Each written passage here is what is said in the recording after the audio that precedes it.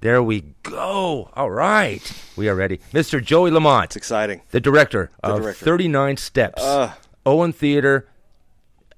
Opening night tomorrow night. Opening night's tomorrow night. 8 o'clock. 8 o'clock. Everybody come. It's a funny, funny play. It is funny.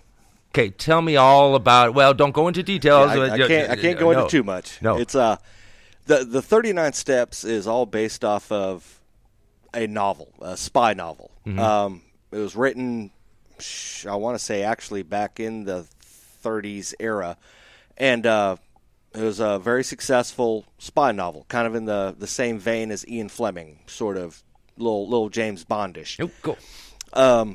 From there, Alfred Hitchcock loved the story so much, he turned it into a movie. Mm-hmm. And it's a very popular movie. A lot of people have seen it. A lot of people know it. But it was still similar along those lines of a spy novel, a thriller, that sort of genre. Sometime later on, they decided to turn that manuscript into a stage play. And along the way, they seem to have infused quite a bit of situational comedy into it, which actually, when you get down to the bare bones of it, it's a ridiculous show. It is beyond the pale of ridiculousness. And it lends itself to it.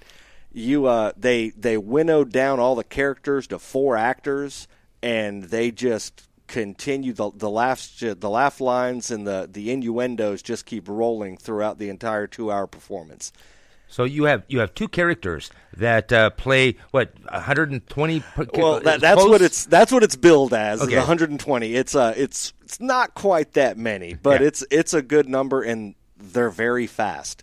They keep plugging along, and I have a little experience with that. I played in the tuna shows, so I understand the role of, okay, I'm a single actor playing 10 characters. I have to make now 10 characters that are all different in order for this to make sense. But even with tuna, I at least generally had a little bit of time to make that character on stage. For some of their characters, they have 4 or 5 lines, and that's it. So you got to make your point right then and there at the beginning, and then you're moving on to the next one. And who are these 2 actors? We have Dale Trimble and Josh Marinakis. Marinakis. Yes, I hope I pronounced that name right. I'm not butchering it, but and both of them, if anyone's come to the Owen Theater, any time in the recent history, they know Dale. Dale's kind of been around almost as long as I have with the company, and but Josh is still relatively new, and he's really good. He's really, really good. We got a lot of talent in this area. Have a lot of talent in this area. Yeah. And the other 2 actors, who are they? And what kind of roles do they play? Well, I'll start with Amanda Abright. She plays the women, and that is actually said plural because I have her playing 4 or 5. She basically plays almost all the women in the show. But it's written that way. It's written that way. I mean, it's not a choice. That's I think I added 1 character to her. Oh, way to go, director! Yeah, I'm that kind of guy. But she plays all of the women, and again, it's she has a little bit longer to develop that character, but she still has to develop 5, 6 characters, and that's a bit of a head trip. And then I have Andrew Russell, who plays Richard Hannay, who is our hero, our knight in shining armor.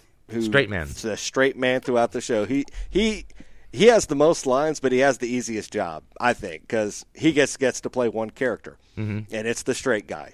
All the jokes bounce off of him, so it's cool. It's nice. Cool. Who does your set design? Who is that? I did the set design. Oh, great. Well, yeah, it's when you only have a cast of 4, you tend to find a hard time getting some people to come in and help necessarily. But at the same time, my set it's very minimalistic. I like minimalism. I like relying on the skill of my actors to tell the story, not necessarily the backdrop, not necessarily the set pieces. So I really only have 3, maybe 4 big set pieces. Other than that, it's I use a lot of imagery, a lot of projections that we have now, and some rolling footage. Cool. So, yeah, it's a very tech heavy show, which is why we're having a Q to Q tonight. Oh, yeah. Okay. For those of you out there who don't understand that is literally sitting down and you're moving from one queue to the next queue to the next queue, literally making sure everything is in place. So it's kind of time consuming, but it's needed.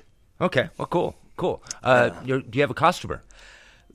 Again, that would be about me. Yeah. So, man, you have a lot of hats. Well, and I think, honestly, in a lot of shows, especially straight shows, musicals are a little bit different because you end up having the director, a musical director, a choreographer, a lot of different people that are needed to help. When you get into some of the straight shows, a lot of times it's actually easier. It's I'm the director, it's my vision, and if I'm only costuming 4 people, yeah, that's true. I think I can handle that. That's If I had a cast of 20, okay, it might be a little bit different. But a cast of 4, and 2 of them never change characters. All I had to do was find them a lot of hats.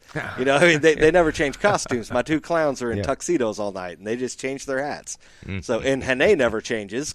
So I really just had to find some clothes for my Amanda. You don't need a costumer. What the heck? Well, I can handle that. Okay, do you have an assistant director? I do. All right. My assistant director is Carol. Right. It's my wife, and I'm so lucky to have her as my assistant director. She's fantastic. No, she's a fantastic director, number 1. Mm-hmm. And number 2, she's a fantastic actress. And she has a lot more of that directing experience that I'm lacking.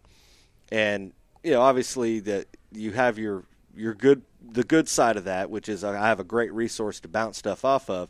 The bad side of that is sometimes now I have to go home with her, and sometimes the conversation continues, and so that's not necessarily. But she's been great, bouncing things around and trying to get ideas. But she's involved in directing the next show, The Little Mermaid. The roles are going to be reversed. And the roles are going to be reversed. Mm-hmm. So then I get to become her assistant, and I do a lot of her tech stuff and set building and things like that. Oh, yeah. So I don't even want. We're talking about the 39 steps. I don't want to think about that one just yet. My God. Yeah, give me a couple nights when we have a couple shows under our belt, and then I can maybe think about the Little Mermaid. But no, you got to breathe first. Yeah, a little bit. Take a little break.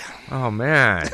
Yeah. Maybe get a drink. I don't know. Yeah. So, yeah. Relax for a second. Relax for a minute. Yeah. Not get work calls. Yeah, there's that too. Yeah. Yeah. If only we could do this full time, we'd have a lot of fun. But well, I've been with Dale on stage, and he is a great actor. I really do like working with him. Yes. What kind of funny things happened? I mean, can you tell us a little bit? Give us a little. A lot of it is really it's almost like a sitcom. It's definitely situational comedy. There is a little bit of innuendo, sexual and otherwise, that get thrown in there. But it's a little slapstick. There's some slapstick. Okay, cool. It really is. I think once you got to this last version of the play, the way it's written, I almost want to say they envisioned having most of the characters from Monty Python performing this show. Oh, wow. So that's kind of the mentality that it has, and that's kind of what I tried to bring forward with it. So who doesn't like Monty Python? Well, hopefully nobody. Hopefully everyone just loves Monty. Everyone just goes home every night and watches, The Search for the Holy Grail. And that's right. And they'll be my audience. I've got it. I have it. It'll work. There you go. Oh man, that is fantastic. What else is coming up? We got to tell the people. It's Owen Theater. It's the Owen Theater. Opening is tomorrow night. Yes, sir. And do you have matinees? We do have matinees. Our show runs, and it's kind of a weird schedule. So we open tomorrow. That's the 7th, and it's the 7th, 8th, and 9th. The 9th is the Sunday, and that is a matinee. And so the matinee showings start at, is it?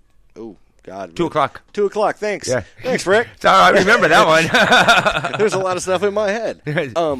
After that first weekend, we're actually skipping a weekend because of the Conroe Catfish Festival.